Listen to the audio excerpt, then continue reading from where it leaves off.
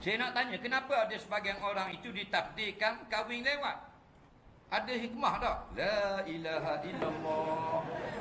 Dia kata ada orang tu kahwin lewat, ada kahwin awal. Lepas tu nak buat goni hak molek je. Buat sama belaka. Kalau sama belaka jadi nak sewa dewan tak cukup. Hari yang tulis nikah belaka seluruh dunia. Gitu. Dan Moses nak awal sama belaka lah. Nampak? Sebab tu kita ni sebenarnya sudah ditentukan. Okey? Sudah ditentukan. Cuma kita berusaha. Allah menentukannya. Nah, apa usaha pun masya Allahu kana wa ma lam yasha lam yakun.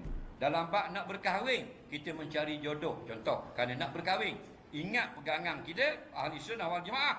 Masya Allahu kana wa ma lam yasha lam yakun. Dalam aku mencari jodoh ini, apa yang Allah nak itu yang berlaku. Apa yang Allah tak nak tak akan berlaku. Baru comel.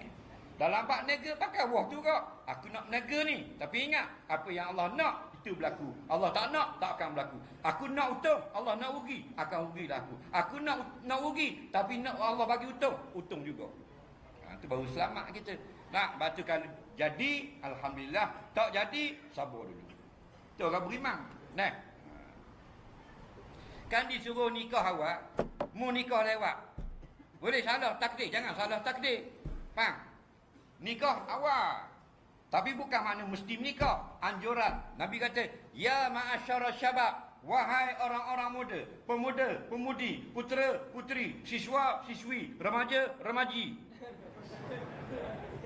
Man istata'a minkumul ba'ah falyatazawwaj. Siapa di kalangan kamu wahai orang-orang muda sudah mampu berkahwin, kahwinlah. Fa innahu aqaddu lil basar. Kerana kahwin itu lebih menjaga mata kamu dari duk tengok punggung apa.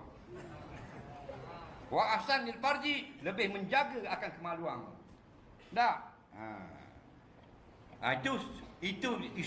Itu panggil galakkan daripada agama.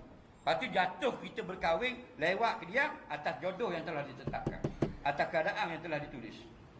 Nampak? Sebab apa? Kita 4 bulan berusia dalam perut mak kita. Uktub umrahu, tulis amalnya. Wa rizqahu, tulis rezekinya. Tulis keadaan hidupnya. Tulis pekerjaannya. Hak tu kita ikut. Malaikat ambil doa ni nak tulis. Tengok di Lauh Mahfuz.